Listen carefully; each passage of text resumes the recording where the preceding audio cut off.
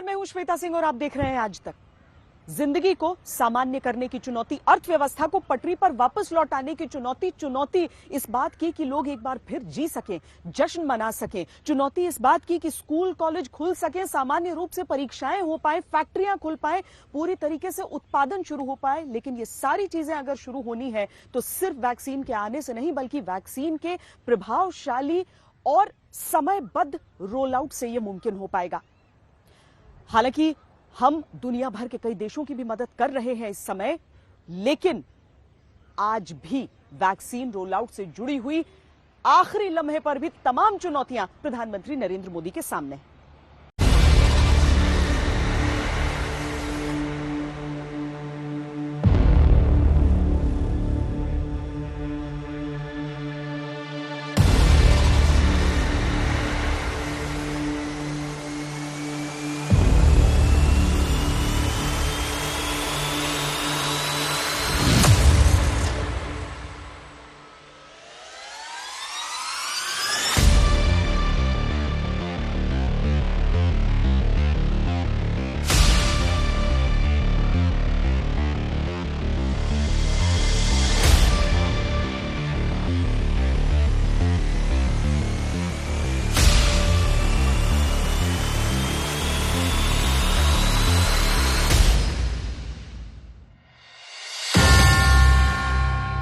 बस चंद दिन बाद भारत में वैक्सीनेशन क्रांति का आरंभ है।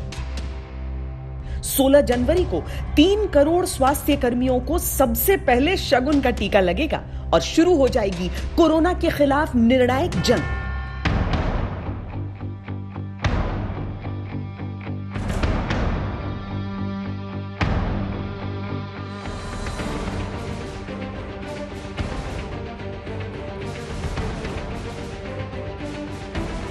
दुनिया के लिए भारत का टीकाकरण अभियान अनूठा और अभूतपूर्व होगा, किसी आंदोलन जैसा, क्योंकि बात सिर्फ एक टीके की नहीं है। कदम कदम पर खड़ी चुनौतियों से निपटते हुए प्रधानमंत्री नरेंद्र मोदी के नेतृत्व में देश को आगे बढ़ना है।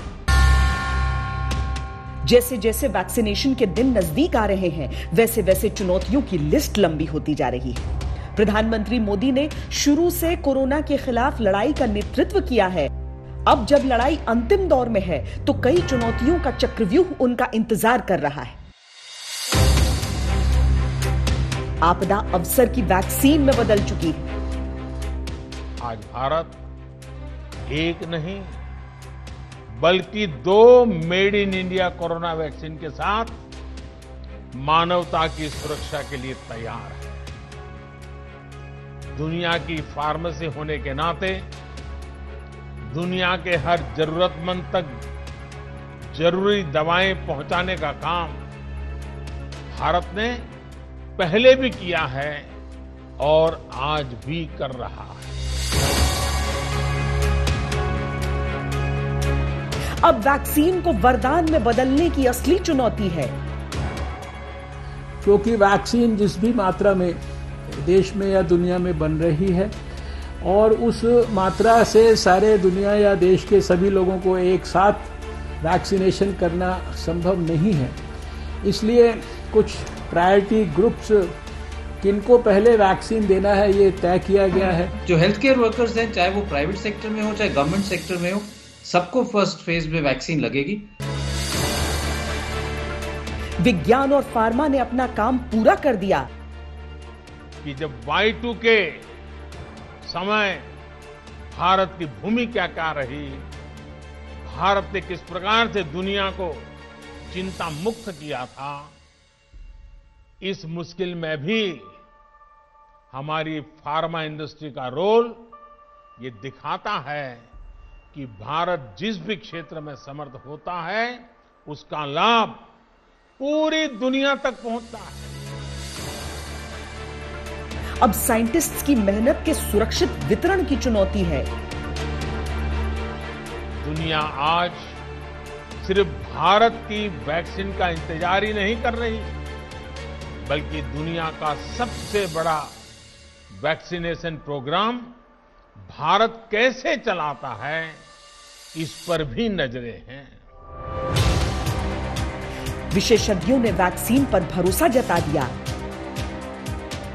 हम ऐसे नहीं कहें कि जब केसेस बढ़ेंगे, जब कुछ सिचुएशन होगी तब हम वैक्सीन के बारे में सोचेंगे। हमें एक्टिवली जितने डोजेस वैक्सीन के मिल जाएं, जो सेफ है, जो इफेक्टिव है, उनको लगा देना चाहिए और आगे रोल आउट करना चाहिए। कंट्रोवर्सी में नहीं पड़ना चाहिए, अपने रेगुलेटर्स पे विश्वास करना चाहिए। अब वैक्सीन के सामने सियासत के अविश्वास की अग्नि परीक्षा की चुनौती है। देखिए, मैं तो नहीं लगवाऊंगा अभी वैक्सीन, मैंने अपनी बात कह दी, और वो भी बीजेपी लगाएगी, उसका भरोसा करूंगा मैं। कि अगर वैक्सीन आया तो सबसे पहले मोदी जी वैक्सीन लगवाएं, तो हम भी लगवा लेंगे वैक्सीन। सुरक्षित वैक्सीनेशन के इंतजाम तो बहुत हो चुके। जो कोविन ऐप है उसमें कैसे लोगों का डेटा अपलोड किया जाएगा और कैसे उनको एसएमएस दिया जाएगा कि आपको इस टाइम इस जगह आना है और आपकी वैक्सीन लगेगी। वैक्सीनेशन के नाम पर फ्रॉड गैंग के लुटेरों से सावधान रहने की चुनौती है। ये जो फ्रॉडस्टर्स होते हैं वो चाहे अनसर्टेनिटी हो, चाहे कन्फ्यूजन हो, या किसी चीज़ की बहुत ज़्यादा डिमांड हो, उस तरह के सिनेरियोज का फ़ायदा उठाते हैं।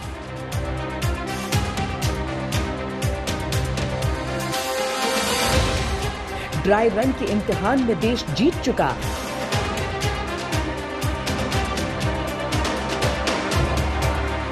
अब वैक्सीनेशन की असल परीक्षा में उत्तीर्ण होने की चुनौती है। मैस वैक्सीनेशन है, ये हिंदुस्तान के लिए कोई नई चीज नहीं है। पहले भी कई बार ऐसी चली है कि जैसे पोलियो था, उसके अंदर देखोगे कि आपके गवर्नमेंट ने, प्राइवेट सेक्टर ने, एनजीओज ने, वॉलंटरी ऑर्गेनाइजेशंस ने मिलके ये सारा टास्क पॉसिबल किया था। अब गवर्नमेंट इसको रोल आउट कर रही है, इसको कॉशियसली करना है कि कंफ्यूजन नहीं हो। जैसे अमेरिका में अब रिपोर्ट्स आ रही हैं कि बहुत सारी कंफ्यूजन हो गई, कोई किसी का नाम मैच नहीं कर रहा, तो किसी को मिला नहीं है, तो कहीं वैक्सीन नहीं पहुंची। ये चीजें नहीं होनी चाहिए, इसीलिए ये आप देख रहे हो कि ड्राई रन किए गए, ये इसका प्रोटोकॉल बन गया।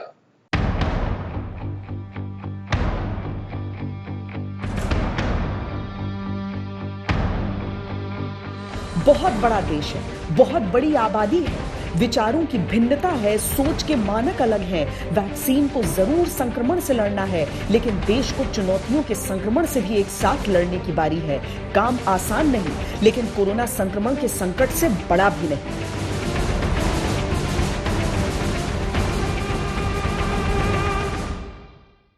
स्वास्थ्य मंत्री की तरफ से यह स्पष्ट कर दिया गया था कि इजाजत मिलने के 10 दिन के अंदर वैक्सीनेशन ड्राइव की शुरुआत कर दी जाएगी, और अब चूंकि 16 तारीख दे दी गई है, इसीलिए ड्राई रन के जरिए एक सलवट को दूर करने का प्रयास और ज्यादा तेज होता जा रहा है। प्रधानमंत्री नरेंद्र मोदी सोमवार को सभी राज्यों के मुख्यमंत्रियों से इसी बाबत एक मुलाकात भी करेंगे।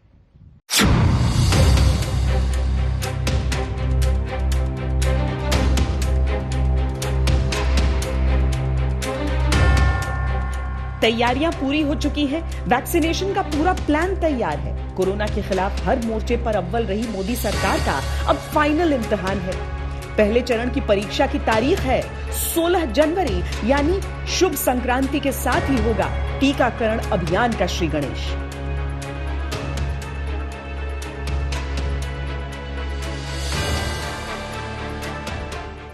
सोलह जनवरी को भारत कोविड-19 से लड़ने में एक महत्वपूर्ण कदम आगे बढ़ाएगा।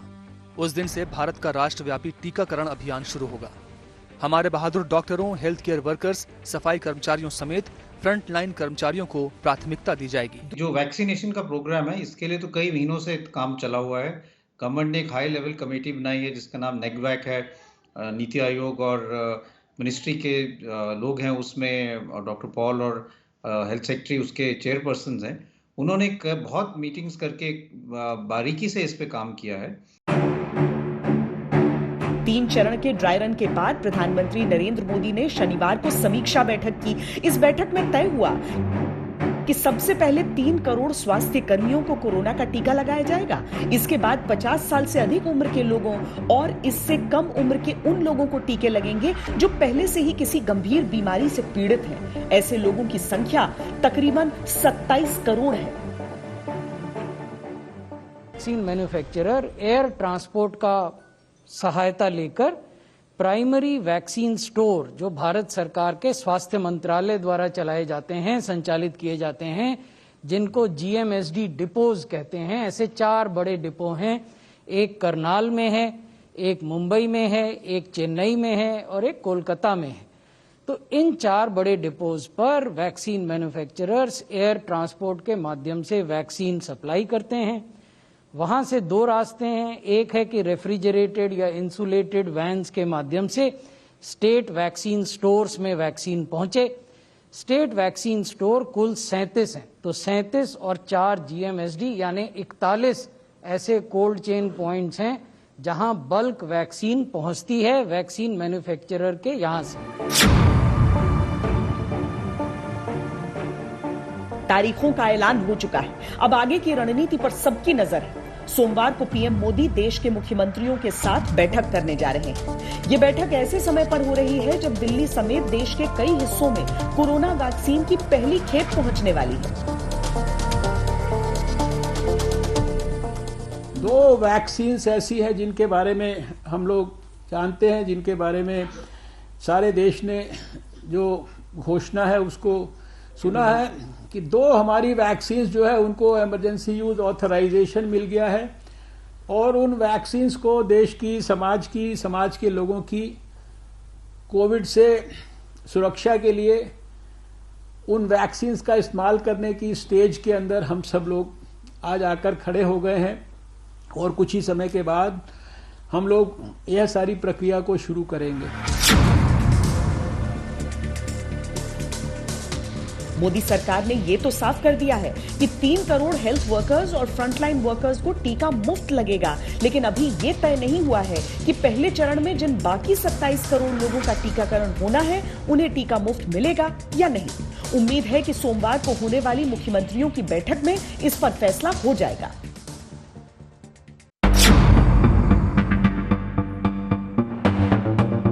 लॉकडाउन से लेकर वैक्सीनेशन की तारीखों के ऐलान की कमान पीएम मोदी ने खुद संभाली है। कोरोना की हर चुनौती के सामने वो खुद डट कर खड़े हैं। सबको साथ लेकर चले, हर राज्य के मुख्यमंत्री के साथ वर्चुअल बैठक की, समय समय पर डॉक्टरों से बात की, वैज्ञानिकों से विचार विमर्श किया। वैक्सीन की जमीनी हकीकत समझने खुद वैक्सीन सेंटर्स तक गए।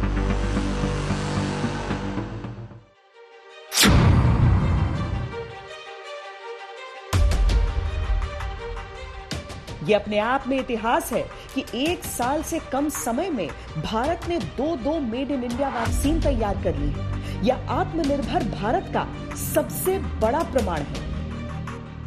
आज भारत एक नहीं बल्कि 2 made in India corona vaccine के साथ मानवता की सुरक्षा के लिए तैयार है।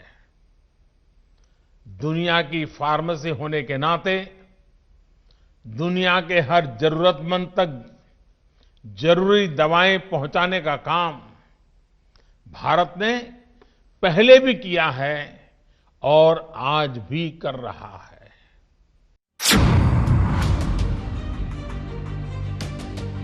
है 130 करोड़ की आबादी वाले देश में वैक्सीनेशन सबसे बड़ी चुनौती है, लेकिन भारत ने इसके लिए चरणबद्ध तैयारी की। मार्च के बाद से ही भारत ने वैक्सीन पर रिसर्च के साथ साथ उसके मास प्रोडक्शन की तैयारी शुरू कर दी थी। तो ये फाइनल स्टेज है। प्रोडक्ट जो बनता है और ये वायल में फिल होता है, सील होता है, उसके बाद ये हाई स्पीड कैमरा जो आप देख सकते हैं, सब वायल को अलग अलग तरीके से एग्जामिन करते हैं कि कुछ अंदर तो ना हो, पार्टिकल, धूल, कुछ भी हो सकता है। तो यहाँ रिजेक्टेड आता है, यहाँ एक्सेप्टेड आता है।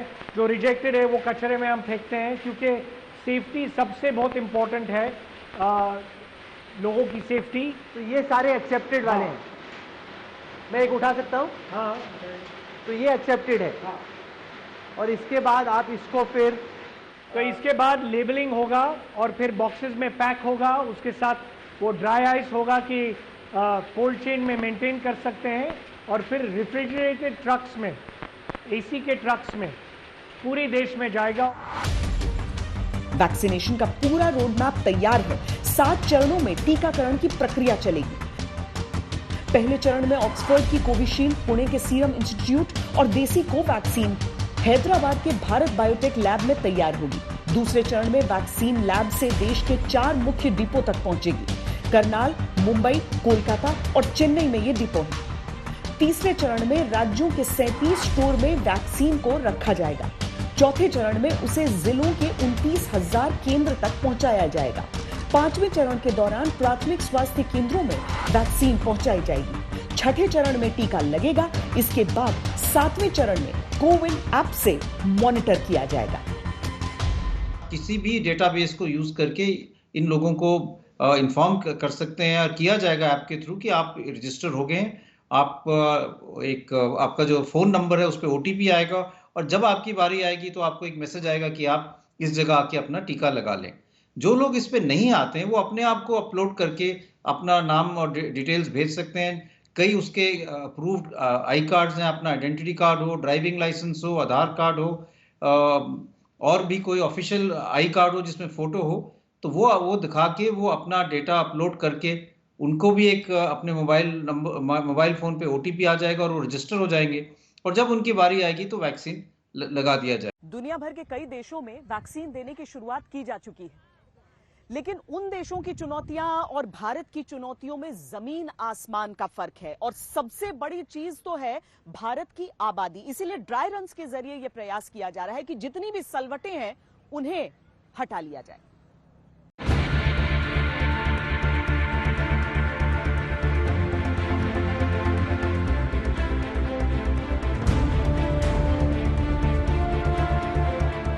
भारत में टीकाकरण की चुनौती दुनिया के बाकी देशों से क्यों अलग है, इसे समझने के लिए 2 उदाहरण। दुनिया में सबसे पहले कोरोना वैक्सीन को मंजूरी देने वाली इंग्लैंड की जितनी आबादी है उतनी केवल गुजरात की है। भारत में पहले चरण में 30 करोड़ लोगों को टीका लगने की तैयारी है, जबकि अमेरिका की कुल आबादी ही 33 करोड़ है। इसके अलावा भारत में वैक्सीन को लेकर जितनी तरह की अफवाहें चल रही हैं, उतनी शायद ही किसी दूसरे देश में हो। हां, अमेरिका समेत पूरी दुनिया में एक वर्ग वैक्सीन का विरोध जरूर कर रहा है, उनके अपने तर्क हैं, लेकिन वैक्सीन पर जैसा संग्राम भारत में छिड़ा है वैसा कहीं और नहीं। तो ये कोरोना वैक्सीन में अगर कोरोना वैक्सीन सुअर की चर्बी से इस्तेमाल हो रहा या ऐसा बनाया जा रहा, तो जरूरी है कि ये मुसलमानों के नुक्ते नजर से, इस्लाम के नुक्ते नजर से ये गलत है और सही नहीं। इन सब कार्यों में जो भी लोग बाधा बने उनके खिलाफ कार्रवाई होना चाहिए, क्योंकि जनहित का काम है ये। सरकारें जो भी काम करती हैं वो पूरे अपने राज्य या देश के लोगों के लिए, उनके उत्थान के लिए काम करती हैं। अगर कोई वैक्सीन आ रही है और सरकार उस वैक्सीन को लेकर आ रही है, उसमें तमाम विशेषज्ञ बैठते हैं जो स्वास्थ्य सेवाओं से जुड़े होते हैं, फिर उसमें परीक्षण होता है, तब ये चीज बनकर आती है। और अगर इस तरह से कोई भी व्यक्ति इस तरह की चीज पर प्रश्न चिन्ह लगाता है या गुमराह करने का काम करता है तो उसके खिलाफ कार्रवाई होना चाहिए। वैक्सीन पर विवाद थामने के लिए सरकार ने कोशिशें तेज की हैं। हर शहर में ऐसे धर्मगुरुओं को चिन्हित किया जा रहा है जो लोगों को वैक्सीन के पक्ष समझाएं, उन्हें वैक्सीन के फायदे बताएं। इस मोर्चे पर पीएम मोदी खुद भी डटे हैं। आप सभी जानते हैं कि जब भी इतना व्यापक टीकाकरण अभियान चलता है तो अनेक प्रकार की अफवाहें भी समाज में फैलाई जाती हैं। ये अफवाहें जनहित और राष्ट्रहित दोनों के विरुद्ध होती हैं। मोदी सरकार के सामने वैक्सीन की कीमत सबसे बड़ी चुनौती है। सरकार पर दबाव है कि वो वैक्सीन की कीमत कम से कम रखे। पीएम मोदी हिंट दे चुके हैं कि वैक्सीन फ्री में तो नहीं लगाई जाएगी, लेकिन वैक्सीन तक सबकी पहुंच हो, ये बात सुनिश्चित की जाएगी।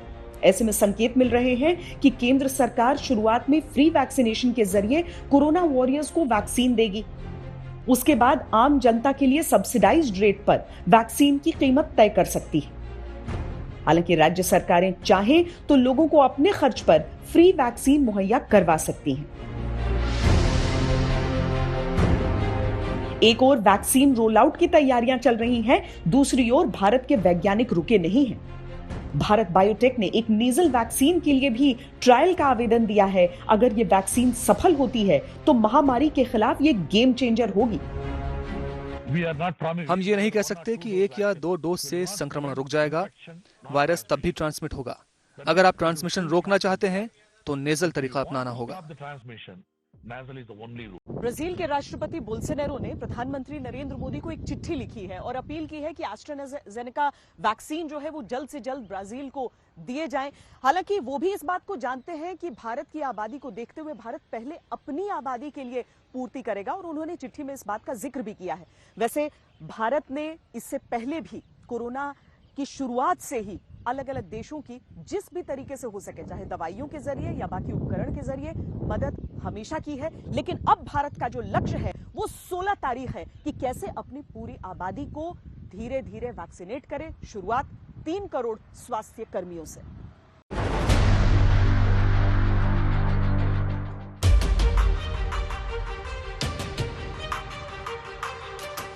भारत मतलब वैक्सीन की ग्लोबल फैक्ट्री। दुनिया की नजर में भारत की यह नई पहचान है। Made in India corona vaccine के साथ मानवता की सुरक्षा के लिए तैयार है। दुनिया की फार्मेसी होने के नाते दुनिया के हर जरूरतमंद तक जरूरी दवाएं पहुंचाने का काम भारत ने पहले भी किया है और आज भी कर रहा है। मेड इन इंडिया वैक्सीन ने पूरी दुनिया में भारत की छवि बदल दी है। ये भारत के वैज्ञानिकों का ही कमाल है कि ब्राजील के राष्ट्रपति बोल्सोनारो ने खत लिखकर पीएम मोदी से वैक्सीन की गुहार लगाई। ये वही बोल्सोनारो हैं जो कभी वैक्सीन का मजाक उड़ाते थे।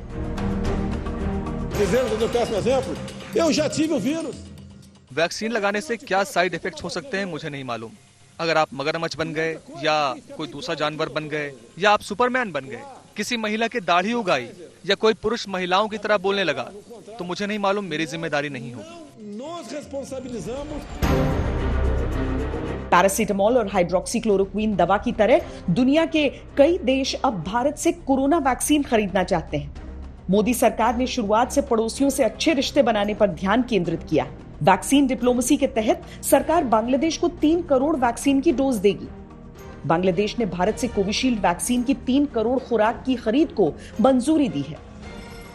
We are now looking at post-COVID cooperation, and I carry back with me. हम पोस्ट कोविड कोऑपरेशन की तरफ देख रहे हैं। मुझे इस बात की खुशी है कि श्रीलंका ने भारत की वैक्सीन में दिलचस्पी दिखाई है। जैसे कि पीएम मोदी ने कहा भी है कि इस दिशा में अंतर्राष्ट्रीय सहयोग भारत की जिम्मेदारी है। बांग्लादेश के अलावा वैक्सीन श्रीलंका, मालदीव, नेपाल और दूसरे पड़ोसी देशों को भी भेजी जाएगी। माना जा रहा है कि मित्र राष्ट्रों के साथ रिश्तों को और मजबूत करने में वैक्सीन डिप्लोमेसी कारगर साबित हो सकती है। यही कारण है कि शुरुआती दिनों में वैक्सीन उन्हीं देशों को निर्यात की जाएगी जिसके लिए भारत सरकार मंजूरी देगी। दुनिया की फार्मेसी होने के नाते दुनिया के हर जरूरतमंद तक जरूरी दवाएं पहुंचाने का काम भारत ने पहले भी किया है और आज भी कर रहा है। दुनिया के पिछड़े देशों में भारतीय वैक्सीन की बहुत ज्यादा डिमांड है, क्योंकि भारत की वैक्सीन न सिर्फ सस्ती है बल्कि हर वैज्ञानिक मापदंड पर पूरी तरह से खरी। भारत को बड़े पैमाने पर टीकाकरण का पुराना अनुभव है, इसीलिए दुनिया के देश भारत के संपर्क में हैं। करोड़ों भारतीयों के परिश्रम से जो प्रोडक्ट्स भारत में बनेंगे, जो सॉल्यूशंस भारत में तैयार होंगे, उससे पूरी दुनिया का लाभ होगा। दुनिया इस बात को कभी नहीं भूल सकती है कि जब Y2K समय भारत की भूमिका क्या रही, भारत ने किस प्रकार से दुनिया को चिंता मुक्त किया था, इस मुश्किल में भी हमारी फार्मा इंडस्ट्री का रोल ये दिखाता है कि भारत जिस भी क्षेत्र में समर्थ होता है उसका लाभ पूरी दुनिया तक पहुंचता है। 16 जनवरी से पूरे देश में सबको कोरोना की वैक्सीन लगाई जाएगी। इस पल का इंतजार महीनों से सभी लोगों को था, लेकिन कोरोना की वैक्सीन एक तरफ है, दूसरी तरफ कोरोना वैक्सीन पर होने वाली राजनीति है। देश में अगर वैक्सीनेशन ड्राइव को सफल होना है तो सबसे जरूरी है कि सबको साथ साथ चलना होगा।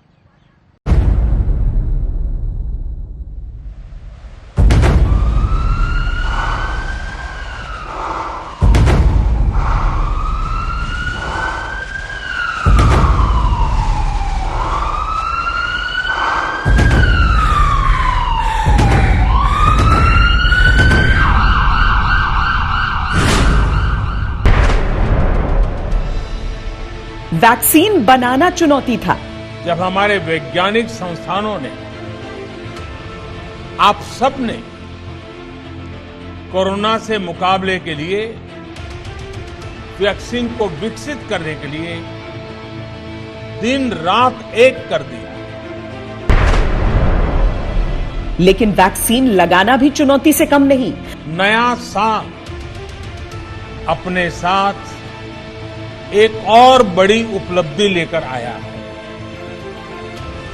भारत के वैज्ञानिकों ने एक नहीं दो made in India Covid vaccine विकसित करने में सफलता पाई।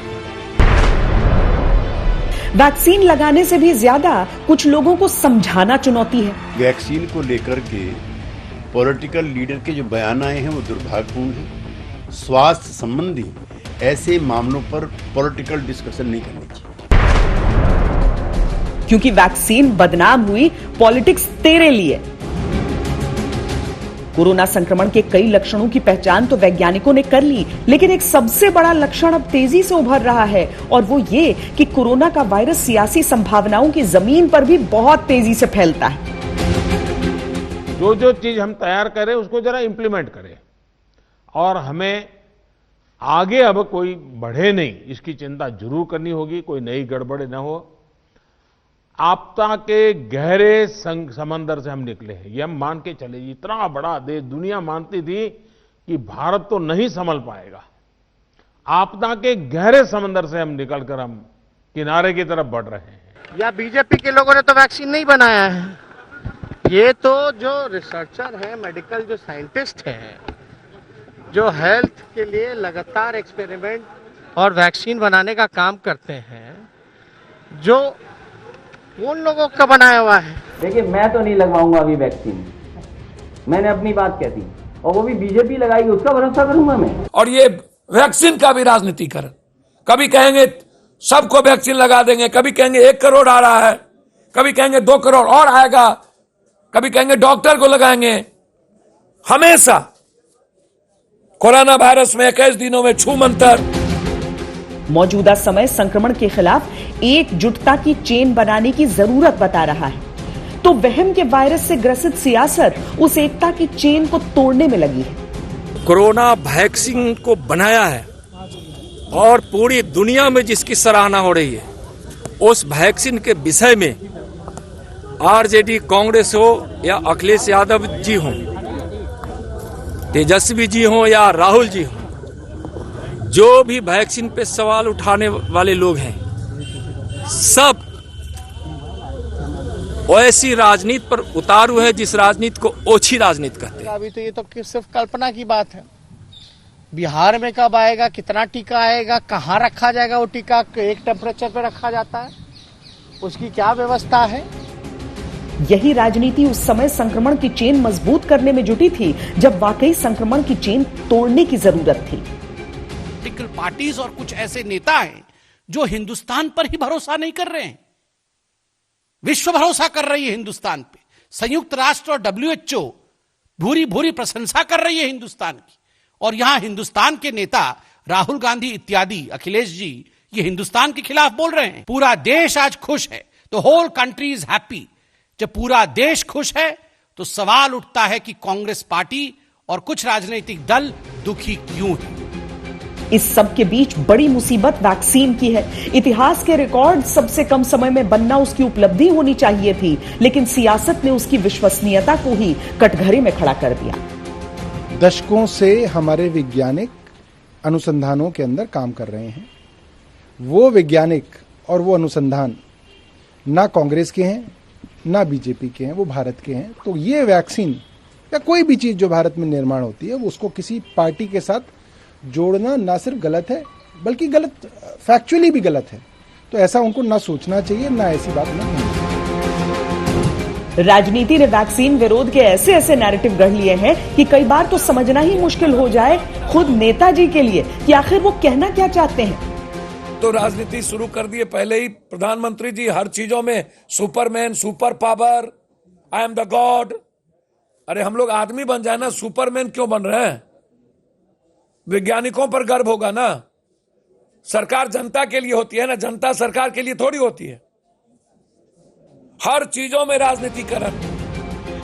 कई बार अजीबोगरीब बयान ऐसे भी आ रहे हैं जिसमें यही समझना मुश्किल है कि वैक्सीन का विरोध तो ठीक, लेकिन नेताजी समझाना क्या चाह रहे हैं।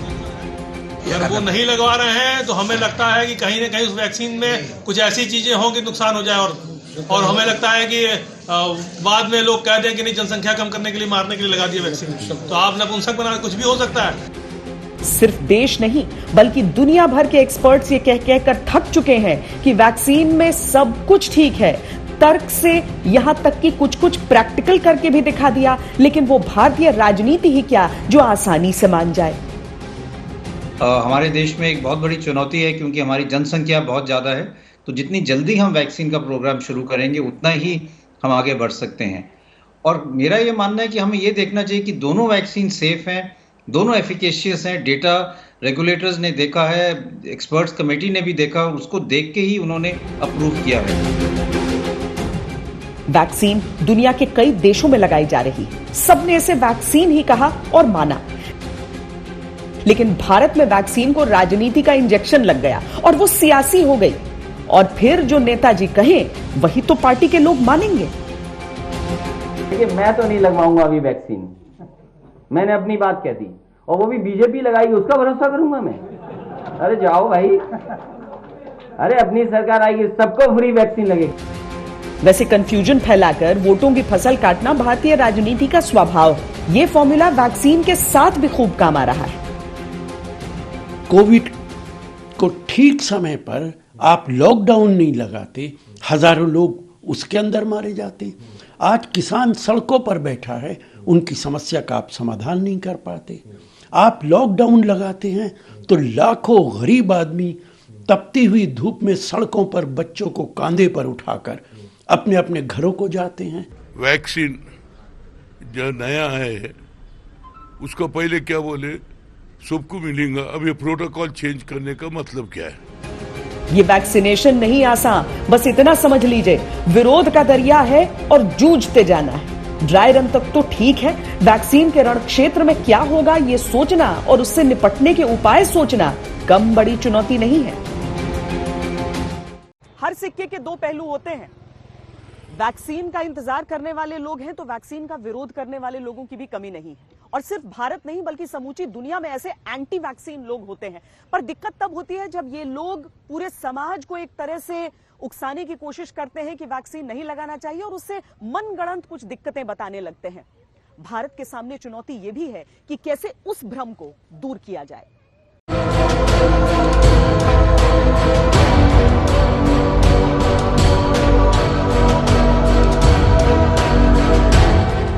किसी को वैक्सीन में शैतान दिखता है। जो ईश्वर की तरफ से नहीं है, ऐसे किसी भी टीके से मैं खुद को दूर करता हूँ। अगर कोई टीका है तो वो शैतान की तरफ से है, जिसका मकसद लोगों के जीवन में शैतान का निशान लाना है और ये उनके डीएनए को खराब करेगा। ऐसा कोई भी टीका, हे ईश्वर, उसे यीशु मसीह के नाम पर अग्नि से नष्ट कर दे। किसी ने वैक्सीन में यहूदियों की साजिश ढूंढ ली। हम जाग नहीं रहे, हम मस्त हैं।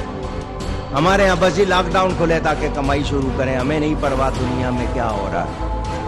ये आपके यहाँ मंसूबे बहुत सख्त दीन के खिलाफ बनाए जा रहे हैं और कोशिश की जा रही है कि पाकिस्तान के लोगों से ये जो वैक्सीन बनानी है ना, इसकी दवा इंजेक्शन बनाना है, उसमें वो ऐसी चीज डालना चाह रहे हैं कि आपका मिजाज काबू कर लेंगे। वो आपके मिजाज पर काबू पा लेंगे। वो जो चाहेंगे वही आप सोचेंगे, जो आप चाहेंगे वो आप नहीं सोच सकेंगे। जो वो चाहेंगे। उसमें वो एक चिप डालना चाह रहे हैं, बहुत छोटी सी। ये उनकी साजिश है जिस पे वो काम कर रहे हैं। किसी को वैक्सीन से मगरमच्छ बनने का डर सता रहा है। वैक्सीन लगाने से क्या साइड इफेक्ट्स हो सकते हैं मुझे नहीं मालूम। अगर आप मगरमच्छ बन गए या कोई दूसरा जानवर बन गए या आप सुपरमैन बन गए, किसी महिला की दाढ़ी उगाई या कोई पुरुष महिलाओं की तरह बोलने लगा, तो मुझे नहीं मालूम, मेरी जिम्मेदारी नहीं होगी। No responsibility. तो किसी को वैक्सीन की क्षमताओं पर ही संदेह। अलग अलग देश, अलग अलग बातें।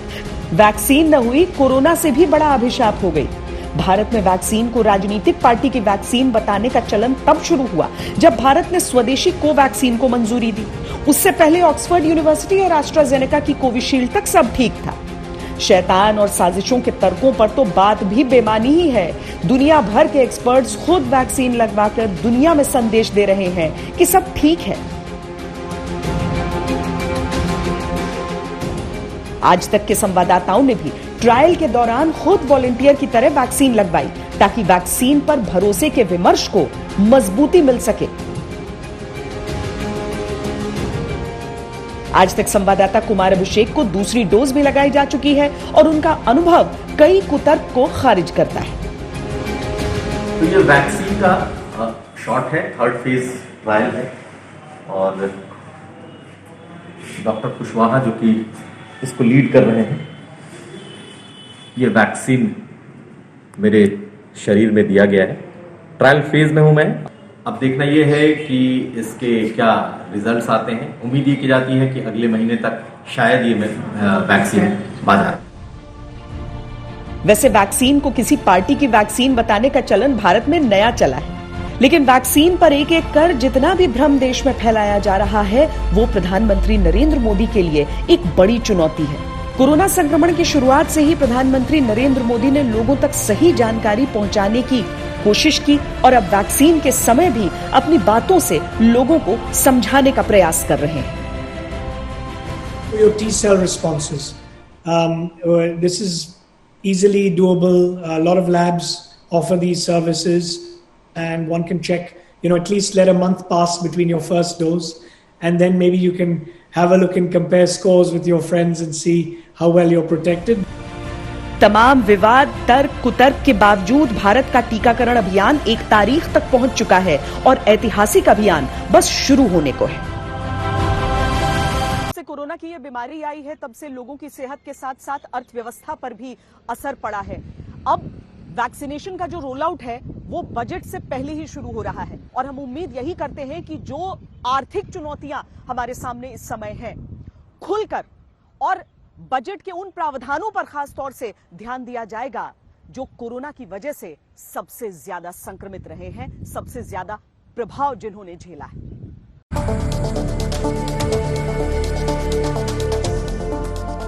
संक्रमण की मार वाली मंदी देख चुके,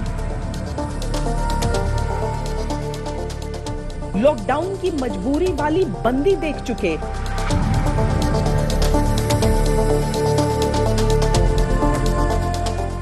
अब वैक्सीनेशन और बजट की जुगलबंदी के दिन है। ये बहुत ही चुनौती भरे दिन है। सफलतापूर्वक वैक्सीनेशन इस बात का आधार बनेगा कि फरवरी में पेश होने वाले बजट में अर्थव्यवस्था को गति देने के लिए क्या क्या प्रावधान किए जा सकते हैं।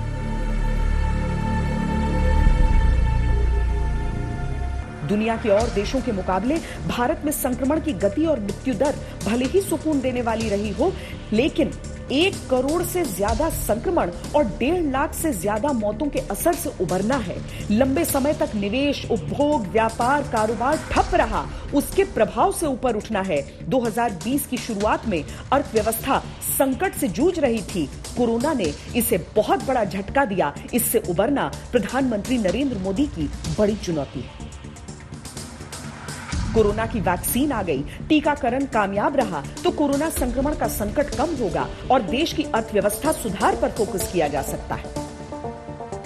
2020 कोविड संक्रमण, मंदी और लॉकडाउन का साल था, तो वैक्सीनेशन, भरपाई और अर्थव्यवस्था में तुरपाई का साल होगा। आम बजट के जरिए इसे कैसे किया जाएगा, ये एक बहुत बड़ी चुनौती है। अब सबको उस दिन का इंतजार है जब वैक्सीन लगने की शुरुआत होगी, लेकिन उससे पहले की जो अंतिम चरण की तैयारियां चल रही हैं, चुनौतियों को जिस तरीके से पार उनसे पाया जा रहा है, ये दिन भी बहुत जरूरी है। अभी के लिए इतना ही। देश और दुनिया की बाकी खबरों के लिए आप देखते रहिए आज तक।